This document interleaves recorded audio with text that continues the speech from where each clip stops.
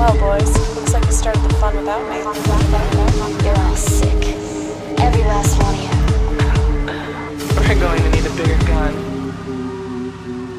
What's the matter? You scared of things that go boom, boom?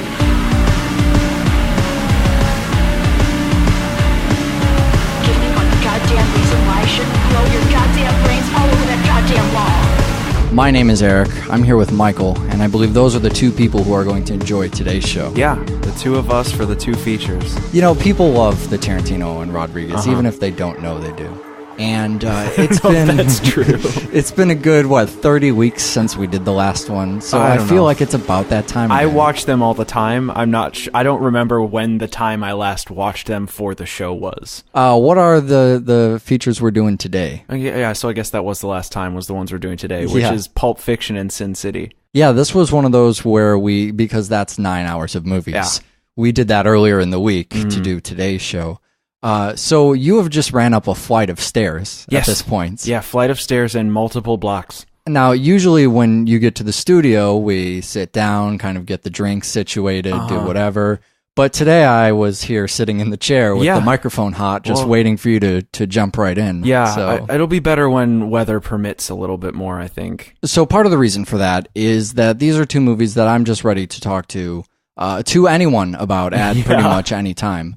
And I guess, as we discussed before, we have to do the Tarantino first. Right. That's just how these things operate. We are going to spoil both of the movies. You may not have seen Sin City. In my mind, just as many people saw Sin City as Pulp Fiction, but that's clearly not the case. In my mind, the people that saw Sin City don't know they saw Sin City. Yeah? Is that what happened? If you don't remember it, don't say you hate it. Yeah, also don't listen to the show. Well, maybe listen to the show. If we can't convince you right now to watch Sin City again before you listen to the show, then that's just not going to happen. But if you do want to watch it again, you can listen to the Tarantino portion and then skip over to the credits. Or for Grindhouse fans, you could skip the Tarantino portion and go to the Rodriguez portion. You could do that, avoiding the spoilers in the show because we have chapters. So those are in the chapters menu. If you've been listening to the show for a while, you know all about the glory of the chapters menu and something about Zunes. Pulp Fiction kind of reminds me of when we were talking about The Shining. Okay. It's one of those movies. All right, so I'm going to explain to you that. Give me a second here. All right, so I mean, the original inspiration for this thing we saw a long time ago. I remember, I'm not as familiar with the Tarantino interviews from back then as I am for things like Inglourious Bastards, but if you're a fan of Tarantino movies, you got to watch the interviews because the man is just as much of a character, maybe more so, than the people in his film. And we'll get to Tarantino as an actor as well as a character because that is heavily on display. Something we didn't cover nearly enough in Desperado. We'll get to cover plenty here. You remember the Mario Brava movie, Black Sabbath? Because I don't. But it roughly. Was. I believe it was at 3 a.m. at the Music Box. I'm pretty sure that it was 3 or 4 a.m. So that was one of the original inspirations for Pulp Fiction and a lot of the nonlinear storytelling that it wasn't really nonlinear in Black Sabbath, but it was it was 3 different stories. Sure. So that was chapter style storytelling. Right. And, especially in the early stuff, although I guess that's carried through to today, Tarantino is obsessed with chapters. Yeah, that's he his loves thing. that. Title cards and chapters. Rather than taking one story and trying to drag it out over 3 hours, we take a lot of short, punchy stories and just give them to characters who all happen to be interacting in the same narrative. So that we have a lot to do in one movie that isn't, especially with Pulp Fiction, isn't necessarily about any... I mean, how do you describe the plot of Pulp Fiction? You with characters, I guess? Yeah, people probably say the hitmen. I mean, it's about 2 hitmen and what they learn in their in their journey, I guess. But that's not even... You have this whole third act about the boxer, Sure. So I don't know if that's even true. And then seeing stuff that happens with Marcellus. So I'm not really sure that you could even give this a straightforward plot synopsis. But it's just about the individual stories for individual characters.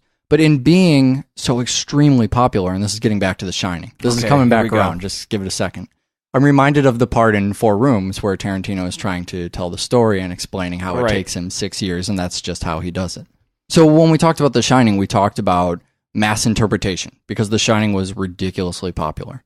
And Pulp Fiction is also one of those movies that, I mean, it's one of the 5 or 10 top movies of all time on any critical list of anything ever. Probably rightly so. Lists of financial successes, sure. of critical Popular success, films, of right. visionary success. I'm going to go ahead right now and just punch in a lowest common denominator thing. So we saw There's that too, right? We saw a while ago that there was the Academy Awards, which I don't remember if I've lambasted enough on Double Feature, but believe you have. I hate the Oscars, and I think that they're just full of lowest common denominator bullshit, boring films that everybody likes because they're not making anything interesting. Right. Tarantino was one of the first people to ever breach that for me when Inglourious Basterds got nominated, right? And that's I think Pulp Fiction was the beginning of that. Was the beginning of mass appeal of something really interesting, in film. Well, because of those layers, because it's doing.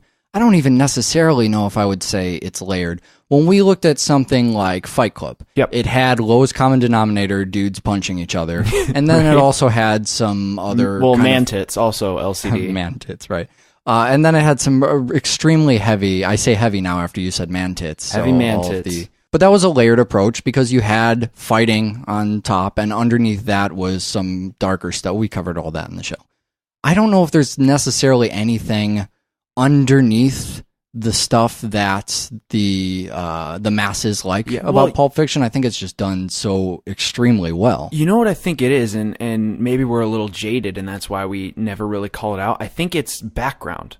I think, and I don't mean like backdrop for the film, because I don't understand backdrop or symbolism or anything like that. But what I do understand, and do we both understand it, is that Quentin Tarantino does exploitation stuff. Yeah, it's all based on exploitation, and maybe the reason that we dig it so much, maybe the extra layer that we don't really realize is there, is all the callback stuff. Sure, all right. The callback to blaxploitation and hangout films, and even there's a little bit of roadsploitation here and there, pegged in there. Well, it's crime drama, it's noir. Right. I mean, those the are the pulp ones stuff, right? that, It's the pulp stuff, right. Stuff that hasn't been around in a while and that people didn't realize they actually loved. Sure. Crime was really big in Tarantino's early stuff, and we'll get to more pulp noir kind of stuff when we talk about Sin City. But that's something that apparently didn't work as well for Sin City, to pull back from that old stuff. I think that's, and once again, to bring this back to the point I was making about The Shining, is that this is also one of the most overanalyzed films. Yes. It's one of these films that, and I mean in the wrong directions.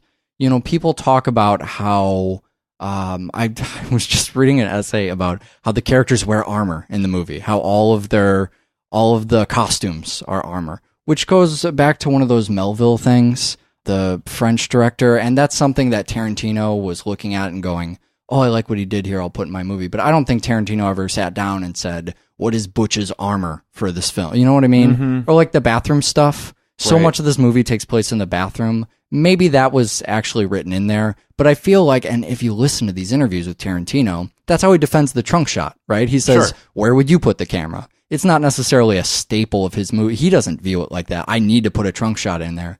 They just accidentally fall into every single movie like they do in Pulp Fiction. I think it's the same with the bathroom. All of these characters, I mean, they're all shady characters, so they all need somewhere secluded to do their shady business. Right. And with Vince's character, it's all of the shady stuff that's happening when he's in the bathroom, outside of the bathroom. It's Butch coming back, and he's basically sent there to kill Butch. Right, and then Butch finds the Snake Plissken gun on the counter. Right. Or the one at the end where that whole robbery is happening while Vince is in the bathroom. And then there's Mia Wallace, in the bathroom snorting the coke or whatever. The heroin, I guess. No, it's coke in the first. She does the heroin is what knocks her out. It's cocaine later when she said "goddamn." Sure. While Vince is in the bathroom psyching himself up in that scene. Right. So I feel like it's just a way to get the characters. I don't want to read into that stuff too much. The one thing that this did in the 90s is spawn. I mean, I guess it did a lot of things, but it spawned this nonlinear storytelling that appeared everywhere. So I still don't really know, I wish I had, here is the exact use for this. And it accomplishes a lot of things. But I mean, give me your take on the nonlinear storytelling. The nonlinear storytelling, I think, in Pulp Fiction is really good for one, rewatchability. Mm-hmm. I mean, if you go more than, 4 months without watching Pulp Fiction, you've forgotten half the movie. Right. And in a good way. You remember that Marcellus Wallace gets his ass fucked. Right. You remember the syringe in the chest. You remember everything that the hitmen do. You remember the scenes, but maybe not the content of the scenes. You go, that scene where this happens, where this happens. This is real nonlinear storytelling, though. Not the type that people force on his other movies. And I think I want to call us out on that just back in Reservoir Dogs.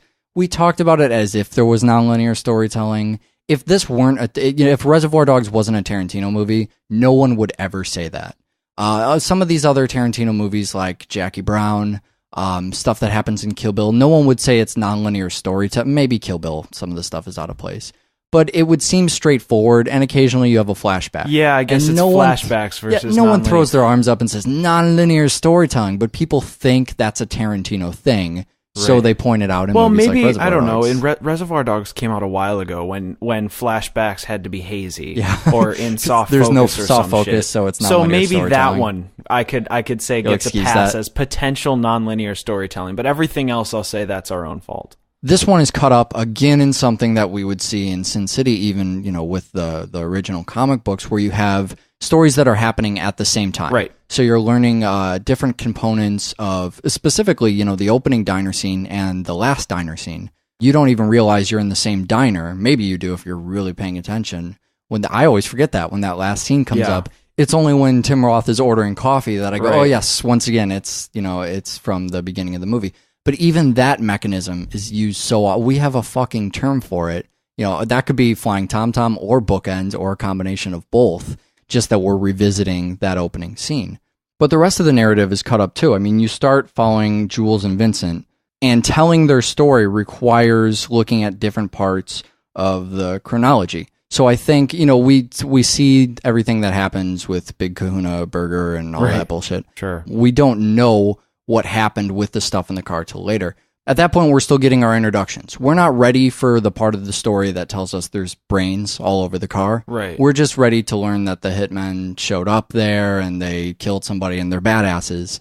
And later when we see them, right after that scene, we jump to them in surf clothes. Yeah. And you don't even really question it because you're still learning about them. Right. Yeah, they're in different clothes. That's weird. It tells you it's a different moment in time. Exactly. But that's still different parts of the chronology, but the right parts of the story for us to be learning about the characters. We get kind of an introduction to Marcellus. We find out little things about, that's the scene where we learn about how Butch has a connection to Marcellus. It's the only scene. Well, no, we get a second scene, but that's the scene where we see Vince and Butch. Yeah, right. The only scene they interact in before. And without that scene, when Vince was in the apartment, how the fuck would Butch have known that he was a hitman or anything? It gives just something really quick, like the "I'm not your pal, buddy. I'm not your buddy" guy. Right. That scene, I don't remember the exact words, so I always go back to Canadians from South Park. But it gives the characters a depth that adds to the killing later on, which just it's another that's another thing that I would argue is a layer to the film that most people may not pick up. All right, sure. In that scene, we don't realize that we're learning so much about Butch because we are obsessed with Marcellus still at that point. Right. Marcellus has been built up so high. There's that whole opening dialogue about how he killed a guy for a foot massage. Sure. Even the way the camera works, we just see the camera on Butch. And the longer we stay on Butch, the more we start to wonder, well, who is the man that Butch is talking to? Remember when we did House of the Devil? Yes. Before you finally see that character of Mr. Ullman. Ullman. Yeah, you just keep saying, well, who is he? What does he look like? What's happening there? That's how it is with Marcellus. And then when the camera finally pulls back to do that kind of over-the-shoulder shot you see conversations filmed in so frequently, rather than focusing on Butch, who's doing a lot of the talking, and what you would do with that over-the-shoulder shot, you're instead focusing on the foreground, the back of Marcellus Wallace's head, which is so not important, but that's where the focus is at that point, right? You're saying, oh, he's got a Band-Aid, he's bald, what do we know about him? They're building him up to godlike status at that point. Like there's something mysterious about him, as if when we see his face, it will somehow be revealed that he's really he's Butch. Is the reveal that would happen in any other movie? The camera would turn around and there would be no person there. The camera would turn around and it'd be like a mirror, I guess. If we got the actual chronology of a lot of this stuff, we would have to see how Marcellus handled everything with the wolf on the phone. We would get that exposure to Marcellus too early, and he wouldn't have been built up to godlike status. So what I'm getting at with this nonlinear storytelling is I think you have two questions. Normally in a film, the questions have to kind of come together in writing. You say, when do you show your characters? Where? And then also, how does your story play out? So in Pulp Fiction, the genius of Pulp Fiction is separating those two. So we can kind of, it's a have your cake and eat it too scenario. You have your characters completely over here, and we are going to tell the best story that fits the characters at the best moments, something we saw in Reservoir Dogs, learning about the character's background, at the moments that are right for the film, at the appropriate beats, whether or not that has to do with the chronology. We're going to do the chronology separate so we can still tell a great crime drama, but we're not going to tell it in order because that wouldn't best suit the character. You know what I mean? Yes. Stuff like building up Marcellus, stuff like, even look at Vincent Vega's death. I mean, you get Vincent Vega's death at the, kind of at this middle point in the movie. Anywhere else, in any other movie, if this story were told linearly, you would have to show it at the end of the movie. But instead, you get this great thing where once Vincent dies, you're suddenly really attached to him. Oh no, he died, but it's okay because the story's told out of order. You get to hang out with him again. And that has so much more of an impact. You pay so much more attention to that character because now you know he died. So every single second that you spend with him on screen, it's suddenly, well, I have to savor this because soon he's going to be gone and that's going to be it. Right. But on the flip side, that works not just for your characters, but again for your story. It lets you pick what feels like the best ending for your story. Sure. Even if that's not the best way for the story to actually end. Here in this ending, our characters learn something. That always happens at the end of every fucking story. And sometimes if the characters learn nothing, we're not as satisfied. And if it's too heavy, then it feels really cheesy. Right. So here the characters learn something, but they learn something while they're in the diner. Sure. It's not the chronology, the end of the chronology, Right. but it's the end of Pulp Fiction as a story itself, Right. of the film. Right. So we get the satisfying feeling that the movie ended where it should have and the characters learned something. Although if we think about how their actual lives played out, Yeah. maybe not so much. Well, we never find out what happens to Jules. Right, Maybe right. he goes off and Walks the whatever. earth like Cain. But the film, so that's the ending of the film. But I think we need to go back to the beginning of the film. And I'm not talking beginning of the film, Tim Roth with the briefcase, because the briefcase is for later in this show, because this show has a nonlinear format. You mean a poorly designed format? Same thing. But in the beginning, when the credits are rolling, Yes. there's this song that plays. There is, yeah. So there's this song called Misery Lou. Anybody who's ever heard this song after watching Pulp Fiction thinks of Pulp Fiction when they Yeah. hear this song. And anybody who's heard the song without seeing Pulp Fiction doesn't know they've heard the song. Yeah, right. And they wouldn't remember it once they see Pulp Fiction. Sure. Tarantino has this thing where he's not Robert Rodriguez, okay? He doesn't sit in front of the camera or behind the camera or editing the With camera. his I don't guitar. know, doing anything. Tocala guitaring. Holding his Right. guitar, mariachiing the film. Right. Having conversations with crew members and scoring it while they're speaking.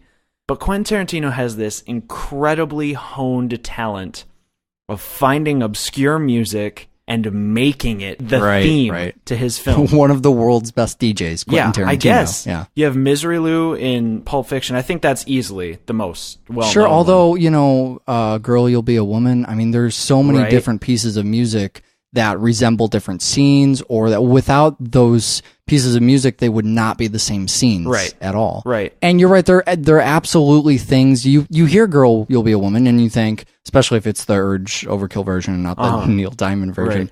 you think Pulp Fiction. All of these songs, you hear them everywhere. If we finally fucking find a way to get Kill Bill on the show, we'll talk about that a lot. Because that was another movie where the music just started to show up because it wasn't licensed specifically for the movie. There were songs written without the movie being in mind. And he just compiled them, put them in the film in the perfect places as if they were composed for Pulp Fiction. Exactly. They fit so well. Yeah, managing to steal that association, because now you think about Pulp Fiction whenever you hear those songs. So he's stolen the association, whatever the original association was with the songs, and now his movie is, all you can think about. And I think that's probably the best thing you can say about that. So we talked about the Hitmen. We talked about Butch. We talked about Marcellus a bit. Can we talk about Jimmy and the Bonnie situation? Yeah, okay, let's talk about the Bonnie situation. So I meant to talk about this in Reservoir Dogs, but we never got around to it. And there's a bunch of shit I meant to talk about in here, but our show is not 3 hours long. What's going on with racism, Tarantino movies? What people are going to watch these movies, especially in the mid-90s, the height of the PC era, the Right. politically correct nonsense in film, especially. Uh-huh. And nigger appears all over this Yeah. movie. So Even now, as I say that, millions of listeners are turning off whatever. their Zunes. Fuck you. So the big question is Quentin Tarantino a blatant racist? No. Okay, so why is that? Defend that position. All right. So a while ago on the show, we did a film called Black Dynamite. Ah, And on Black Dynamite, we talked about how a while ago in film, there was this stuff called blaxploitation. sure. Was it racist? Not the question here. Nor question- do we know the answer. Yeah, right. However, the question is emulating blaxploitation racist? That would definitely be no. That's right. a big fucking no. Eric is not a racist, and I am not a racist. We love blaxploitation. We love black people. They're great. And Quentin Tarantino, he digs blaxploitation. He loves black culture. Right. So what's wrong if he wants to take black culture and Tarantino it Right. and put it in his film? Do you think all white people talk like Quentin Tarantino? Do you think all white people talk like the Vega brothers? Are Yeah. a really good example of quintessential white folk Sure. in Tarantino films. You know, if you want to talk about racism in Tarantino films, there's certainly elements of racism to the characters, Sure. whether it's Well, active characters or are passive. racist. That's fine. Yeah, but I mean, it's all the white characters who are racist. You know, if you want to try and label the movies themselves as being racist, look at the fucking character in this movie. It's played by Quentin Tarantino, and it is this guy who's talking about dead nigger storage. I mean, that's his whole bit there, and he hangs on that for that entire scene. That's a commentary on the time and place that a lot of these characters are brought up and the mentality of the characters. And I think that's also about how narrow-minded some of them Sure. are. And then other parts of it are what a movie like Jackie Brown probably tells you more about, where Tarantino, you know, what is it, Friday, that's on his list of top? Yeah, Friday Because is he on- views that, and Yeah. that explains to you exactly what's going on here. He views Friday as modern-day blaxploitation. So and he I went- loves that. I went through and I watched all 13 of the best 13 Right. films to come out in his 13 years of directing. Friday was a weird experience because if I hadn't watched it on Quentin Tarantino's recommendation, I would have turned it off within 15 Sure. minutes. All right. But watching it through the mind of Quentin Tarantino, knowing what he thought about it, that's a great film. It's painfully good.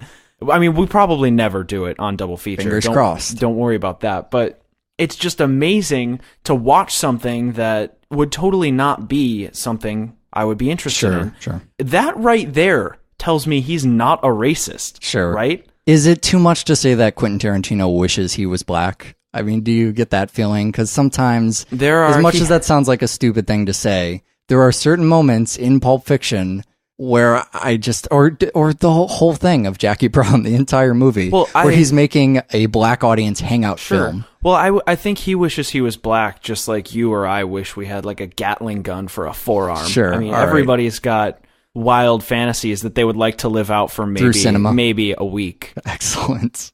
And without a painful transition, we also have to talk about Julia Sweeney. Right. Probably because we won't do Pat on the show. No, we could, will We not. could have saved so much time by doing Friday and Pat Nope. back to back on the Nope. show, but it's not going to happen. Who's Julia Sweeney? Julia Sweeney is an ex-Saturday Night Live cast member who she's really big as an atheist. She's really big as it's not really skepticism. It's more just living out her life and making documentaries about it. Right. But Quentin Tarantino produced a lot of stuff. They've produced a lot of stuff together. Right. She had an atheist documentary that Quentin Tarantino produced, and it was about how she turned away from the religion she was brought up with. And, Right. I mean, that's just her thing. It's her spiel. To look back at her career, there was a moment of crazies a little bit after SNL. Yeah. I mean, she finds out her brother has cancer. Sure. Right. And then she finds out she has cancer Uh-huh. and then kind of has this breakdown. And I think it was right after that she did God Said Ha. That was the beginning of her monologues. You know, she would do all these monologues. And it was just this really frank, honest, endearing talking about things like cancer in just a very open, almost lighthearted format, very conversational. It just felt like you were breaking down a taboo or something. Uh-huh. Like, this is a dark thing people don't talk about, but we're just kind of going to make light of it. And then other people will know, you know, that that's okay. And would later go on to do Letting Go of God, which Dawkins talks about a ton in The God Delusion, something that we covered earlier on the show. He talks about that in the book form of The Right. God Delusion, not the documentary. And that's the same sort of thing. It's coming out as an atheist and then in a light way that makes everyone feel as if that's okay. Which it is. It's totally fine. Yeah, right. But that's part of it, and I won't talk about it a lot because we've discussed it in those documentaries. This feeling earlier in the decade when New Atheism happened, or I guess earlier in the last decade, is that how that works? When New Atheism was happening and people were coming out as atheists as if that was a scary thing to do. Back in those days, very terrifying. Today, super cool, no problems, right? And when she did the monologue and the recordings came out and everything, it was just sort of this, hey, there's other people out there, and Julia Sweeney's doing it. It's absolutely cool. She went on tour doing the Jill and Julia show, which is like a music monologue kind of thing. Yeah. Lives in Chicago, I think one of the suburbs now, so still does a ton of stuff around here. I know records some weird stuff with NPR downtown every so often. Just an awesome person, and I don't think we'll ever get another chance to talk about Julia Sweeney. No, we definitely won't. But so if you don't know who Julia Sweeney is in the film, she's the one that ends up going to lunch with the wolf. Sure, yes. And we don't really know what to say about the wolf other amazing. than Harvey Keitel is amazing as the wolf. It's a performance that totally speaks for itself. Yeah, and nothing needs to be said about the wolf. Just watch the fucking movie. We learn about the wolf through conversations. That's how we learn about most of the characters. Well, that's Tarantino, right? It's another part of the mystique, though, whereas I watch Pulp Fiction, even after doing, some analysis of 130 movies or something at this point. Really? I still, yeah. Well, no, it's twice that, I guess. Yeah. Because double the feature, right? Double the fun. So let's say, I don't know, 300, 400 movies. I can still go back, watch Pulp Fiction, having done all these shows, and not understand why it is. I mean, you learn about all of these characters through conversations, but what makes the conversation so good? I mean, what is it about them? You know, the conversation about foot massage. Sure. I have never been so interested in foot massages in my life. Right. But I hang on every word of that. Part of it is the technique we talked about on the Reservoir Dogs show of leaving the camera lingering at the door. Pressing matters here inside this room, but we have to keep talking about foot massages. But I don't know, what is it about this dialogue? I think a lot of it is because the dialogue is all nuanced stuff. It's... You learn more, you garner more about the characters and their feelings toward things, not by having them talk about other characters and their feelings toward things, but instead, whether... Hypotheticals? Exactly. What would you do in the case of a foot massage? What does that mean to you? Exactly. Or whether they like dogs. All right, sure, I see what you're saying. It's easy to fucking know who doesn't like who, especially in a Tarantino film, because everybody's got a mouth on them. Yeah. But what's really difficult to kind of understand is the depth of the character, their background, their feelings on stuff other than the task at hand, how they feel about things when they're not ass-raping Ving Rhames. Right. Stuff like that doesn't ever come up in a normal, Ving Rhames is a bitch conversation. Yeah, sure. Yeah, even thinking about those characters, I mean, the pawn shop owner and whatever, and the fucking gimp, those are also characters that they don't say a whole lot in the movie. And by contrast, you kind of think, I want to know about those characters' background. I wish they had more time to talk about whatever, because they're talking about what's happening in the moment.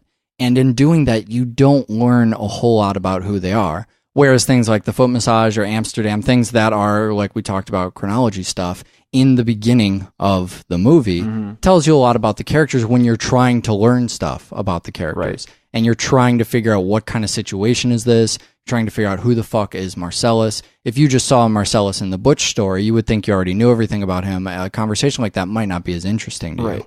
The other thing I really like about the dialogue is that, people say all the time that Tarantino steals from other genres. That question of, are they homages or is it just ripping off other scenes? We'll get to that with the briefcase in a second. But he's taking these characters that are straight out of old movies, but the thing that he excels at, the thing that makes his movies just a blast to watch, Pulp Fiction in this example, is that you have the boxer thing or the man taking out the boss's wife. Right, like taking her out on a date, not taking her out. Right, not taking her out. These are almost cliches of film noir, stories that have been told over and over, but those stories were told in 50s noir land. He is taking those noir characters here and putting them in a modern day setting. Right. Where very modern day, Jack Rabbit Slim's it only exists because it's an old gimmicky diner. Right. It's got kitsch value and something the characters even debate as they walk in, Vincent doesn't want to do that. He just right. wants to get a steak, right? And whether or not Steve Buscemi plays a good waiter. I did not even recognize him in that role. It was crazy. I never knew he was in this film. But you get to see what these reactions would be like of if you took somebody out of Double Indemnity and you threw them into a modern crime film. How do those people react? Something that I don't think is done very often, especially given how often we've seen film noir redone in a modern setting. We don't get to see, those are all modern characters we usually see in those movies too. We don't get to see, the character of Butch is a great example because it's someone who's he's a bad guy. There's nothing redeeming about any of the characters. That's part of it being a crime movie. But we've been following the movie from the point of view of the hitman, so it's almost a challenge to see if the filmmakers can make us like Butch. Right. Christopher Walken tries to make us at least be invested in Butch's scenario. But it's part of seeing how Butch, an old school character, would react in that modern set. And when thrown into a situation like the gimp suit, that's not something you're going to see in film noir. You throw Butch and Marcellus Wallace, who is, the Godfather, right? Who is a mafia boss. Right. Does he squeal like a pig or does he take it like a man with a dick up his ass? Spoken like a true poet there. Yeah, that's my job. So we're on 3 Tarantino movies now, and we have 3 Mexican standoffs. So that is still, and I got the feeling that was just a post-Kill Bill situation. Yeah. But we saw that in Reservoir Dogs. We saw it again in Pulp Fiction, maybe several times in Pulp Fiction, although there's the one key scene there. And we saw that in Inglourious Bastards, even pointed out the Mexican standoff.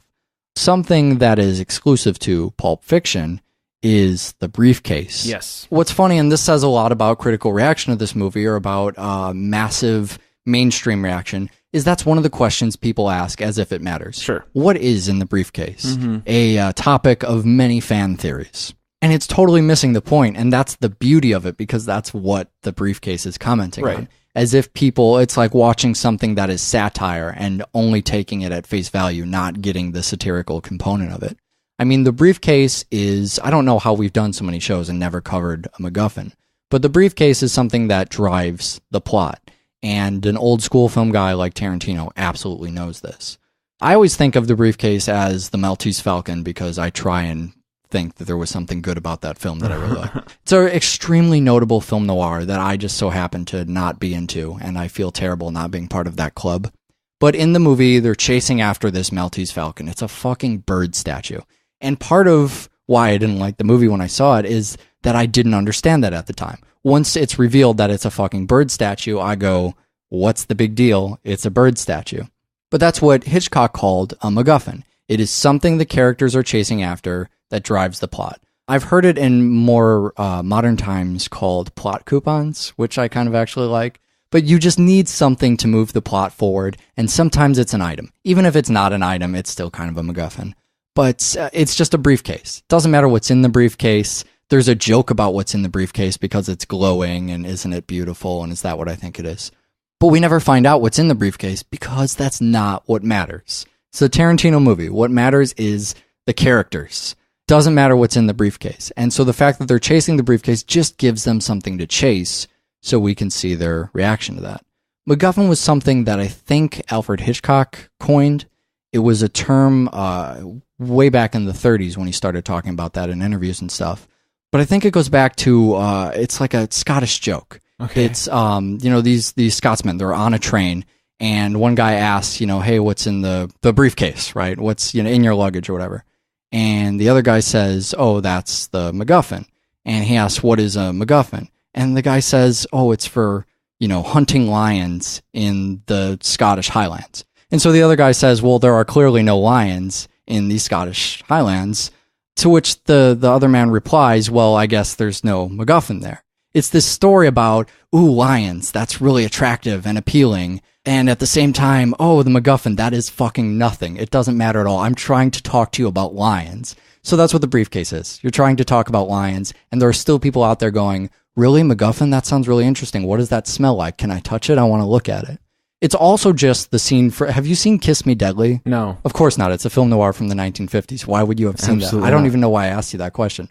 But if you've seen Kiss Me Deadly, there is... it's almost the same scene of opening a briefcase. If I remember right, it's like an atomic device or a nuclear. So it doesn't matter. It's the point. It's some kind of nuclear something. And she opens the briefcase and the light glows up on her face, that kind of underlit. I always imagine it as orange light, even though the movie is in black and white. And it's the same kind of scene. But when you find out it's a nuclear whatnot, I mean, I guess that's a big deal in 1950. I have no idea. But it's just as good when it's a glowing orange light and you just make up the shit in your head because it doesn't matter. Okay, so I'm done talking about Quentin Tarantino and glowing orange light. Let's talk about that scene in Sin City with all the glowing other colors on the people's faces. Oh, that's Quentin Tarantino. Yeah. Quentin Tarantino guest directed a scene in Sin City. So do you know the story behind that? No, this is on you. When Tarantino was doing Kill Bill, the first time he ever had actual score for one of his movies, Rodriguez came in and said, "Oh, give me $1. I will write the score for Kill Bill 2. It probably took him as long to watch Kill Bill 2 as to write the score, because that's just how Rodriguez does things. And it probably took him less time, actually. Yeah. And so this was sort of as nod, wink, repayment. Quentin Tarantino would come and lend his name to the movie, as he loved to do at the time with all of these Quentin Tarantino Still presents. Does. Yeah, I guess that's true. And he would guest direct a scene, which happens to be the most colorful scene. And the only thing I know for sure that he brought to that scene was that Clive Owen speaks his dialogue in the scene out loud rather than it being, which is highly effective. It's very effective. If you're going to come in a movie and do one fucking scene, then I guess you did a pretty damn good job. Yeah, he did fucking good. But the rest of the movie isn't bad either. So I told you before that Sin City costs $40 million to make. Yeah, okay. Some perspective here. Iron Man 2 cost $200 million to make. Oh my God. Sin City being a $40 million, and this is why it drives me nuts that I still don't have a Sin City 2 sitting on my, I was going to say DVD shelf, but that doesn't exist. My DVD shelf. This thing made so much bank, even if only because it costs so little to make. Do you know that Sin City was made for $40 million? It's a joke. I mean, I wouldn't even believe, base price for an action film is $50 million. A huge film like Sin City, one of the only films that I know for sure they shot more than they used. Just because Rodriguez loved the source material so much, he pretty much shot the entire comic franchise, or at least the stories that are included, and that all wound up on the recut DVDs. So if you can get your hands on that, if you love Sin City, that stuff is really cool to get the full stories. But no one really gets, Sin City does not get enough credit for being such a huge moment in cinema. I think it's one of the most notable movies we've ever covered. So many times in this conversation will the first time ever achieved in cinema pop up. Just landing this movie itself. Well, yeah, okay, so let's go back to just before the film is even made. Sure. So Sin City's based on a graphic novel or a series of graphic novels by Frank Miller, who we covered back in 300, and we covered even more in depth when we did The Spirit, even though he didn't actually do The Spirit. The comic, he exactly. made the film. We learned about him as a filmmaker there. But Sin City, the comic, was known for its illustrative style and its grittiness. Mm-hmm. It was all about shadows. And for the way the film looks. Right. The way the film looks is how the graphic novel looks. Yeah, how sure. The comics the whole thing is monochrome, and later they added splashes of colors. But it's literally you take a black marker on white paper. There's no shadow in the entire thing. And also the chronology stuff, to look back at the Pulp Fiction conversation we're having. It's a bunch of stories that take place in the world of Sin City and Basin City. Sure. And they all kind of take place at the same time, and occasionally one leaks over into another. So Frank Miller doesn't want to do movies, or he didn't then. After RoboCop, he said, exactly. Fuck that. So Robert Rodriguez wants to do Sin City, and Frank Miller, being the lovable guy that we all know and love, good old Frank Miller, says, "Fuck you, I'm drunk, get out of my apartment." And not to Rodriguez, but to film in general. Exactly. People have been, especially after comics started to become a thing in movies. Sure. People were, it was one of the most sought after properties in existence, and he would not give up the rights to it. So Robert Rodriguez goes down into what I would assume is his basement, but since seeing his house, it's probably one of the barns full of the 900 film studios. Acres of land he owns. But let's pretend, for our own sake, that he goes down into his basement and calls up some people. And essentially, Marley Shelton and Josh Hartnett is who he calls up. And he shoots the first scene in the film. Yeah, the customer's always right. And what he does is shoots this on his own dime, which is literally a dime. Yeah. And sends it to Frank Miller, goes, "I'll do this whole thing. You can co-direct with me. What do you think?" And Frank Miller, gets out of the shower or whatever and finds. I think they were in a bar when he pitched it. Okay, so he finishes that off makes his sense. glass. Sure. Is what happens. Frank Miller Right. finishes off whatever third or fourth drink he's been drinking since they've been there for 15 minutes, and I like how we're just randomly painting Frank Miller as a drunk, knowing nothing about what Frank Miller does in his day-to-day activities. That seems about right, sure. Yeah, absolutely. So Frank Miller bites, right? Frank Yeah. Miller goes, okay, wow, this is great. You're a great director. Frank Miller is us. Yeah. Frank Miller goes, wow, you're great. You did something nobody else would ever do. And I think that I would love to do this with you. And yes, fine, I'll give you the property and we'll make ourselves a great film. And there's Frank Miller for you. Nobody seemed to agree. So this is really, I mean, he is taking a huge risk here, right? I mean, partially he's not because he just really wants to make Sin City. He just thinks that'd be great. And I'm sure deep down he also knew Rodriguez comes off a little bit humble when he talks about stuff like this, but he knew this looks badass. I'm going to show this to Frank Miller and it's going to be awesome. And so he just takes the leap. He has absolutely no permission, no support, no anything. He has the Sin City comics. That is all he, and Josh Hartnett for the weekend. And that's all he has. And so he goes and he green screens the whole thing. The movie also extremely notable for being one of the first movies that was shot almost entirely in green screen. I think fucking Sky Captain actually beat it out into cinema, but no one even remembers that movie. So I'm just going to continue to say Sin City's the first one that did it. Certainly did it better, so that doesn't even fucking matter. Shoots this thing, takes it to Frank Miller with this great pitch in mind. I mean, not only did he make this awesome thing, and he gives it to Frank Miller and says, hey, if you like this, you know, if you don't want to do the movie, you can have this short I made. Won't that be awesome to show it to your friends? Or we can seriously buckle down and do this movie. And as part of that commitment, he does two things, which are awesome. One less awesome than the other. He builds the bar, right? That's part of, hey, Frank, we'll build this bar. We'll build Nancy's bar. I think it's Katie's, right? Yeah. And we can hang out in it and do our script writing meetings and whatever. So that was one of the very few physical sets. There's parts of the apartment for the big fat kill, and there's also a little bit of the hospital that's built, but it's basically just the bar. That's the only real full set. And then the other part of the commitment was, I will bring you on as co-director. Now, we've seen the Spirit, say whatever you will about the Spirit, but this is also a very dangerous move. Robert Rodriguez, for maybe the first time in his life, is relinquishing some control over to Frank Miller, who has basically no directing experience, just to say, I want you as a director on this project. You're going to call the shots. I want to do what he would always call a translation of Sin City. Not an adaptation, but a translation. And so in being a co-director of the film, the Directors Guild said, you're not a legitimate partnership, is what they said. Like the Coen brothers. They're a legitimate partnership. Those fuckers who made the Matrix movie. Legitimate partnership. Rodriguez, Miller, that is not a legitimate partnership. Any other screenmaker would throw their hands up and say, well, fuck it, I guess we can't do it. Boo-hoo, the guild. Red tape got in the way, never going to happen. What does Rodriguez do? He says, fuck you, Directors Guild, I'm out of here. He quits the fucking Directors Guild, his gateway into making films, and has, I think, probably had a hard time getting a lot of stuff greenlit since then, although, you know, stuff's been picking up, and quits the Directors Guild so that he can keep Frank Miller on. That's how important it is to him that Frank Miller really has a credit to this and feels like, all right, I finally gave up my baby for someone. I finally let someone do Sin City. Right. We're doing it the right way. So he knows he won't get screwed over like he felt he was back in the RoboCop days. So the look is a big component of that, of what won him over. Everyone says things look like Sin City because they're black and white, but there's clearly, I mean, it's about some of that monochrome stuff. It's about, it's high exposure to eliminate the gradients between. It's very bright whites in the places it's white and very dark blacks and obviously the opposite.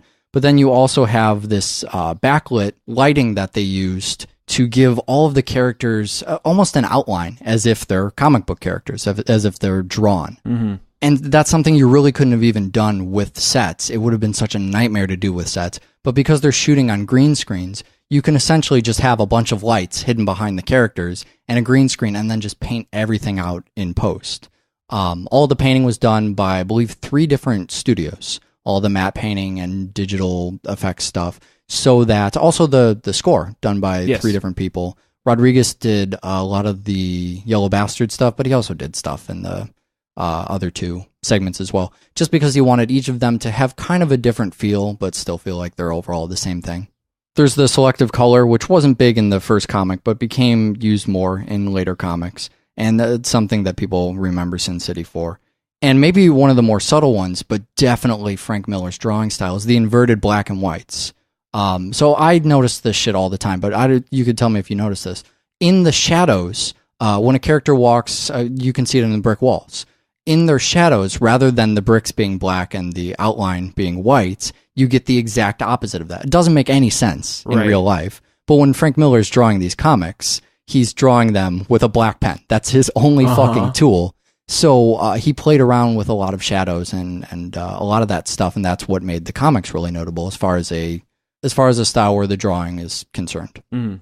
What maybe didn't come across, and the customer is always right, that definitely comes across in the rest of Sin City, is that Robert Rodriguez is really good at making everyone look like a complete badass at all times. Yeah, that's very true. Yeah, you're right. The first one, maybe not so much.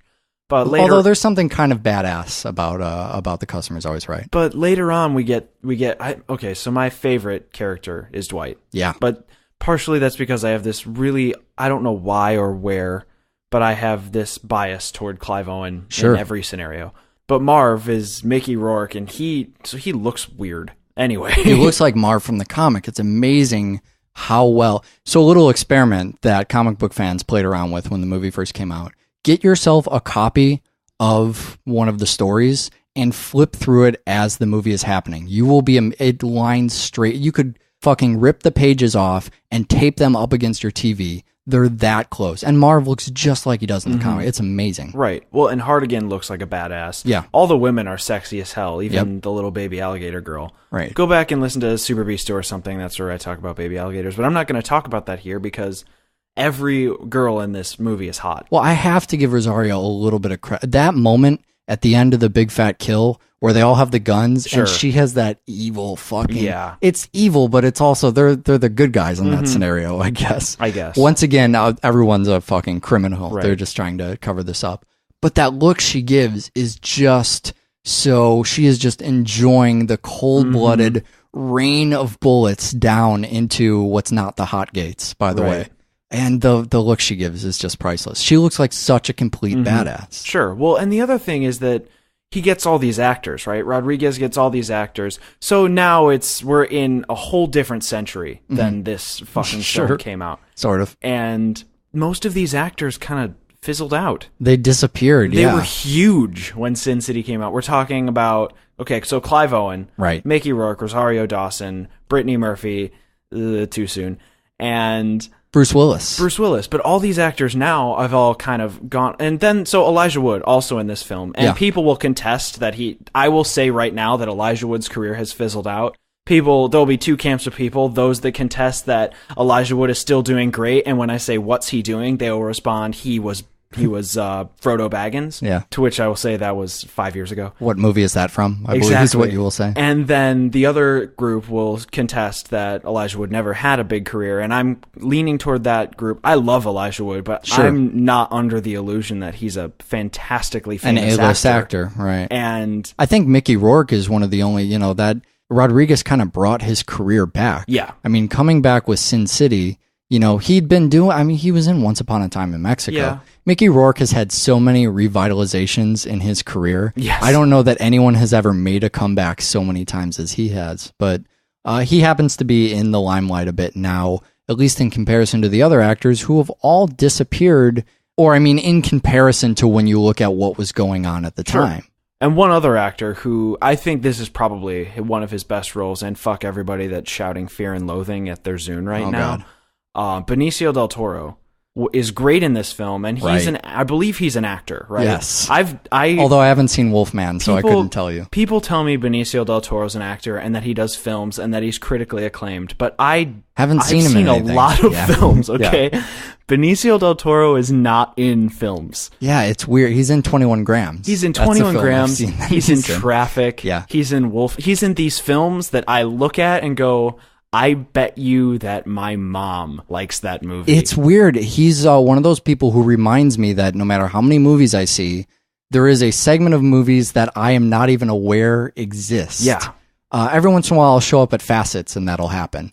and there will be, here's connections to these popular directors and all these, and I will not know one name anyone is talking about. And I feel like Benicio del Toro kind of falls into a lot of that. He Sean must be Penn's making another one. Yeah, people yeah, tell me right, Sean right. Penn's an actor, and I've seen him in 1 or 2 films. Yeah, Love maybe- Sean Penn in the 1 or 2 films I've seen him in. Right. Love Benicio del Toro. But in these Sin guys are City. doing hundreds of movies, and we Yeah. haven't seen any of them. So It's I'm crazy. going to say right now that Benicio del Toro's career fizzled out, but other people can probably That list is- 20 movies but the he was in truth this will year. probably not hold up against that. So Rodriguez brings some actors back, and some actors just disappear, and I will not attribute that to Rodriguez anything. Rodriguez made Rose McGowan a thing for a while. I mean, he has Yeah, some that's power weird. to. Yeah, Rose fucking McGowan became a person whose movies I watched. Well, I don't know if that was everyone. That might have just been you. Probably true, but I'm just saying he's really, really good at that. So among the talents, the scoring and the casting, of course, the notoriously low budget. Keeping the budget of this thing low was part of the look of the film. Part of it is everything being green screened. But, we've never really talked about the Rodriguez CG. You can tell the CG apart from, let's say, normal Hollywood CG. I don't know if I want to call it cheap, but part Call of it cheap. Yeah. What's wrong with cheap? I guess that's all right? Yeah, it costs less money. What is it about this CG that looks so awesome and so wrong at the same time? Well, I think the fact You that... know what I'm talking about, right? Yeah, the when car. you see You're this talking in, about the car that goes into the water. no, actually, I wasn't even thinking about the car. okay. The car is also Tarantino's car. I don't know if the red car is Tarantino's car. Oh, no, I'm talking... But I was thinking about that stuff pops up more for me Sure. in Spy Kids. I noticed Yeah. that a lot more. Yeah. Maybe because it's just cartoon. Is it because it's cartoony? Is that what it is? Well, I think in this it's weird because the stylization kind of allows for some of the CG to Right. falter. Sure. It's just placed well in the world that the film creates. Yeah, these may not be some of the most well-designed CG objects in the industry, but they do look, and this is something that is almost unique to Rodriguez films. He gets this where nobody else does. They look like they're actually there. No matter how silly they are in Spy Kids 2, when that fucking ride with the whirly thing takes Yes. off in the beginning, you believe that it's there no matter how ridiculous it looks. No matter how much it looks like that could not be a real item that Sure. exists in physicality, you believe that it is actually taking off. And part of that is his method. This is somebody who swore off film school, puts down film school all the time. Completely something that we like, being people who like to put down college all the time. But who swears off film school, wishes that people would not go to film school because he feels like that keeps you in a box. If you learn how to make films, then you know the so-called proper way to make films, and then you make films their way. He's a guy who never learned how to properly make a film, and so that's why his films do a lot of weird stuff. That's Right. why they get away with a lot of cheap stuff, because he kind of goes, well, how can I make this cheaply? And everyone around him who've worked on other projects say, wait, that's not how that's usually done. But it doesn't matter because it still gets the job done. You know, when you look at some of the CG he uses, he often has something very physical to help bring it into reality. Something like Point of Reference, that he talks a lot about on the film schools for this, so I won't even bother going into that. But if you think about something like Once Upon a Time in Mexico, that opening scene where Salma Hayek throws the daggers, Right. and it kind of blows his hair back. I mean, that's a practical effect, the hair blowing back. But all the dagger stuff is just CG. And you don't really think about it as CG because you focus on what the effect looks like is his hair blowing back. One from Sin City would be something like Miho. Miho gets all the blood on her face. You know that there's some kind of trick in this because she does not flinch a bit. She doesn't close her eyes. It's kind of weird. Just watch it, frame by frame, and it absolutely looks like a person has blood splattered on their face, no reaction to it at all. And that is just a combination of doing one take where she's standing there and another take where she has blood sprayed on her face, and then just compositing them digitally. Whereas another film might do something like, oh, we can't throw blood on her face, that'll make her flinch. Let's just shoot her with no blood and then add CG blood on. Everyone looks at that and says, oh, that's CG blood. Right. Just little techniques like this, and they're littered throughout his films. And that's one of the things that makes him such an exciting filmmaker for me, is that he's doing things in a way that other people just aren't doing. Well, so what else, if you're thinking special effects, stuff that doesn't really happen to the characters in Sin City? Taking away his weapons probably is. How do you forget a scene like that? So this was Grindhouse before Grindhouse existed. I mean, you were in that same fucking theater with me when this stuff was happening. The sounds that people were making and we were in what, a thing out in the suburbs, right? Yeah. This wasn't Music Box Massacre. Right. This was like a bullshit an AMC, right? On, I think it was a Friday night or a Thursday at midnight. I mean, it's a midnight crowd, but still, this isn't 24-hour movie marathon. And that crowd, the reaction from it was insane. I had never experienced anything like that up to that point, something that I would later seek out and try and find when I got to Chicago. But that's one of those moments I always remember is, you know, at the end when he just has that fistful of yellow organs and just pulling him out of his body, and the reaction from everybody, the kind of cringe, but then there's sort of the applause out. It actually got an applause in our theater. It was amazing. Wet chunks of bone into the floorboard. I mean, so relentless. Just this perfect combination of Robert Rodriguez and Frank Miller coming together.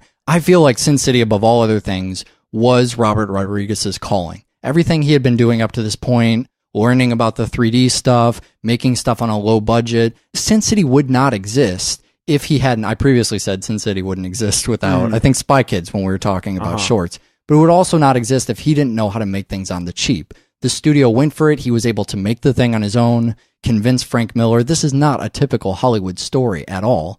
And so finally, this property that may have never seen its way to cinemas got there in this unconventional method. It's something that he was just fucking born to do. His skill set is so perfectly matched for it. I'm going to argue that that's not his calling, but I will say that I really like Sin City. No, I understand where you're coming from. You're a big Planet Terror guy, right? I'm a huge Planet Terror guy. I'm not even going to say that Sin City's his best film, but you cannot argue that the components aren't lining up here in a way that almost seems conspiratorial. If I'm going to pick what Robert Rodriguez's calling was so far in his career, it would be to do Grindhouse. To bring back the Grindhouse films. Yeah, exactly. Yeah. Fingers crossed that that's happening. The one other thing that Sin City finally did that is extremely notable is this book versus the movie thing we joke about it all the fucking time. Right. That's double sleepy nap time, right? I mean, we have a whole fucking gag about it because people always say so eye-rollingly that the book is better than the movie. And when comics came out, there will never be a faithful comic book adaptation. These movies that should be getting hard R's are not, even something like The Punisher, people said, not gritty enough, didn't capture the whatever. And it's hard because comic books usually encompass decades worth of material. They mean something different for everybody. And they get butchered in the movies. They're usually, let's just say that, right? I mean, come on, that's true. They're usually bullshit. Absolutely true. They're awful. So what does Rodriguez do? Just for me, he creates this thing that was a thought experiment, but is now a real life experiment. He creates, hands down, fucking email me, but you will be dead wrong. So I'm just going to tell you that, the most faithful adaptation of all time. Right. The only way you would disagree is if you haven't actually read Sin City. Howard the Duck, man. I don't believe you just said that. Nancy doesn't have tits hanging out all over the place. And God, that's really the only thing I can think of off that. There's some small things, but frame by frame, he shoots the frames just like even to the point that when there's a vertical frame, does that make sense, by the way, when I say vertical? I know I'm making a gesture to you. No, I got a frame that is taller than it is longer. Rectangular on the tall side. He will shoot the scene from the feet up so that he actually captures everything that was in the frame in the comic. So he's adding motion, but only in a way that restores what Frank Miller wrote on the page, puts that into the screen without actually changing it, without pulling back and showing a wider shot with more material that Frank Miller didn't actually create. He's doing scenes, from toe to head. So this is panel for panel, and to the point where, this is just amazing too, there is no screenwriting credit on Sin City. No one made the adaptation because one didn't exist. If you will watch the credits, you will see Frank Miller wrote Sin City. It is Frank Miller Sin City. That is it. That's the writing credit on the... Robert Rodriguez's credits are just as enjoyable as his movies. Rodriguez and John Carpenter are some of my favorite credits to watch. That's true of the John Carpenter stuff. Rodriguez even gets a credit in his movies as the cook. Chef to Mr. Rodriguez is always Robert Rodriguez. So he's having fun with these credits, but in a way that also embodies what he was trying to do. He was trying to make a translation so it doesn't have a translator, because that's what he did as the director. That's what he did putting the project together. That's what the producers did. The screenwriter was Frank Miller when he wrote the fucking comic because that's all that was needed. So if I haven't made my case for the notability of Sin City, no one will ever make one, ever, except maybe the man himself. Go and listen to some of the stuff. Robert Rodriguez, the director commentary, the features on the DVD stuff. He did a South by Southwest thing on Planet Terror on the Grindhouse stuff. That was pretty cool. But go look up and find some of that stuff. And Quentin Tarantino talking. You really have to see these men talking to understand. That's really all this. This is unfortunately what we couldn't do for this episode, which would have made it a 40-minute episode instead of I don't know, Killapalooza 9 style. hours. Yeah, I don't know what's going on here. We should have replaced ourselves with Quentin Tarantino and Robert Rodriguez as guest hosts. Year 4, man. Year 4. We have a website, doublefeatureshow@gmail.com, a Tarantino Rodriguez inspired website.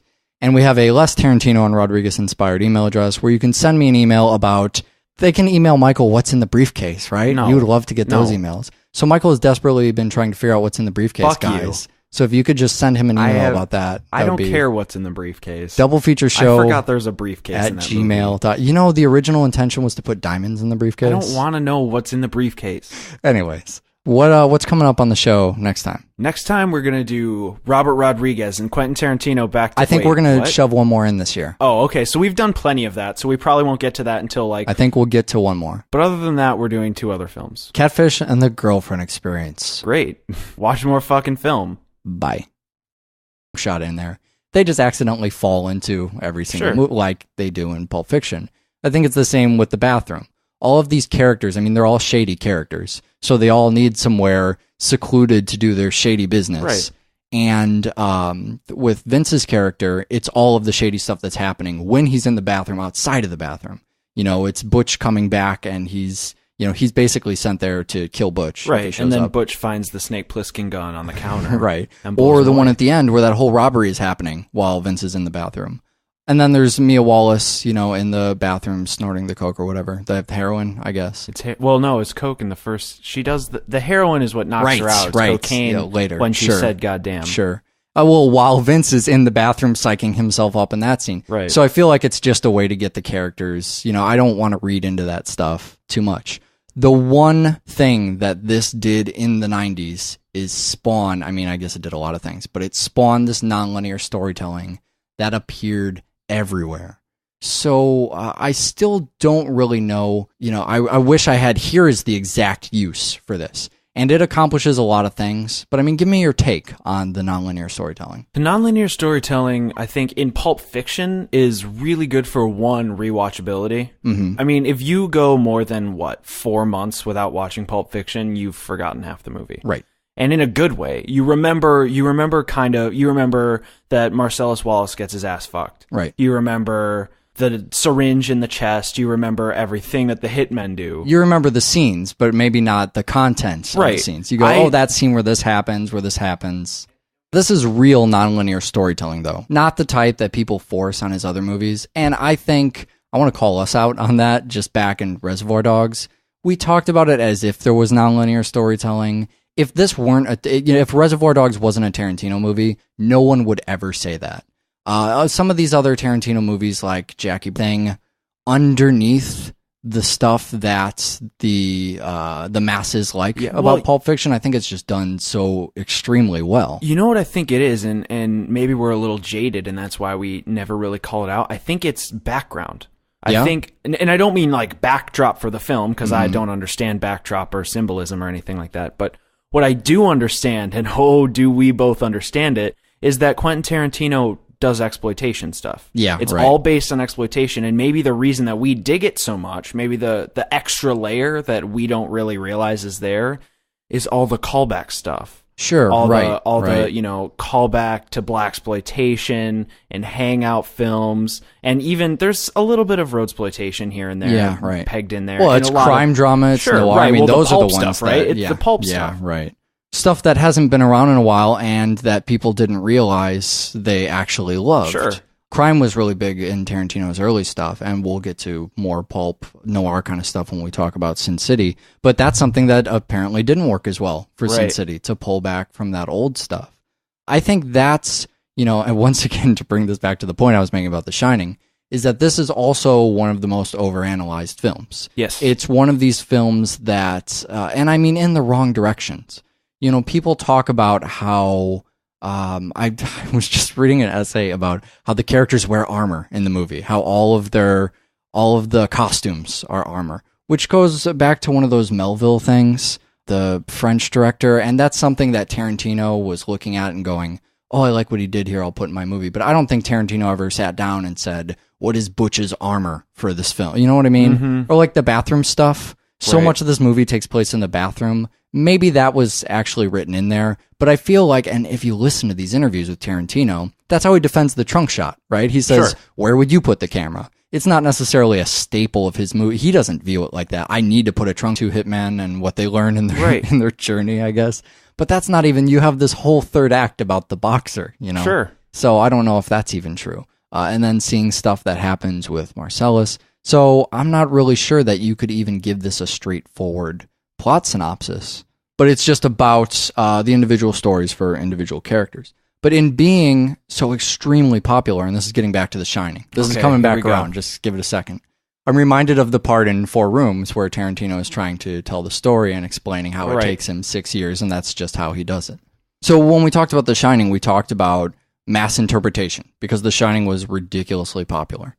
And Pulp Fiction is also one of those movies that, I mean, it's one of the 5 or 10 top movies of all time on any critical list of anything ever. Probably rightly so. Lists of financial successes, of critical popular success, films, of visionary success. I'm going to go ahead right now and just punch in a lowest common denominator thing. So we saw a while ago. There's that too, right? We saw a while ago that there was the Academy Awards, which I don't remember if I've lambasted enough on Double Feature, but I believe you have. I hate the Oscars, and I think that they're just full of lowest common denominator bullshit, boring films that everybody likes because they're not making anything interesting. Right. Tarantino was one of the first people to ever breach that for me when Inglourious Basterds got nominated. Right? And that's I think Pulp Fiction was the beginning of that. Was the beginning of mass appeal of something really interesting, you know, in film. Well, because of those layers, because it's doing.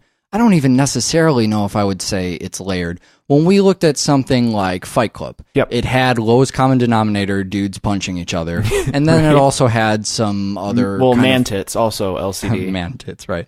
And then it had some extremely heavy... I say heavy now after you said man-tits. Heavy man-tits. But that was a layered approach because you had fighting on top, and underneath that was some darker stuff. We covered all that in the show.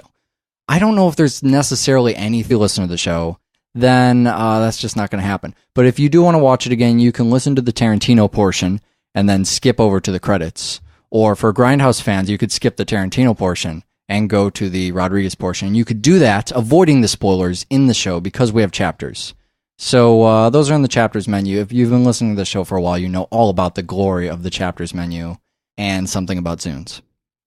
Pulp Fiction kind of reminds me of when we were talking about The Shining. Okay. It's one of those movies. All right, so I'm going to explain to you that. Give me a second here. All right, so I mean, the original inspiration for this thing we saw a long time ago. I remember, I'm not as familiar with the Tarantino interviews from back then as I am for things like Inglourious Basterds, but if you're a fan of Tarantino movies, you got to watch the interviews because the man is just as much of a character, maybe more so, than the people in his film. And we'll get to Tarantino as an actor as well as a character because that is heavily on display.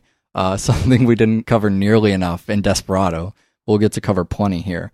Do you remember the Mario Brava movie, Black Sabbath? Because I don't. But it was. I believe it was at 3 a.m. at the music box. I'm pretty sure that it was 3 or 4 a.m. So that was one of the original inspirations for Pulp Fiction and a lot of the nonlinear storytelling that it wasn't really nonlinear in Black Sabbath, but it was kind of, it was 3 different stories. Sure. So that was chapter-style storytelling. Right. And, especially in the early stuff, although I guess that's carried through to today, Tarantino is obsessed with chapters. Yeah, that's his thing. Loves that. Title cards and chapters. Rather than taking one story and trying to drag it out over 3 hours, we take a lot of short, punchy stories and just give them to characters who all happen to be interacting in the same narrative. So that we have a lot to do in one movie that isn't, especially with Pulp Fiction, isn't necessarily about any... I mean, how do you describe the plot of Pulp Fiction? You with characters, I guess? Yeah, people probably say the hitman. I mean, it's about... Well, boys, looks like you started the fun without me. You're all sick. Every last one of you. We're going to need a bigger gun. What's the matter? You scared of things that go boom, boom?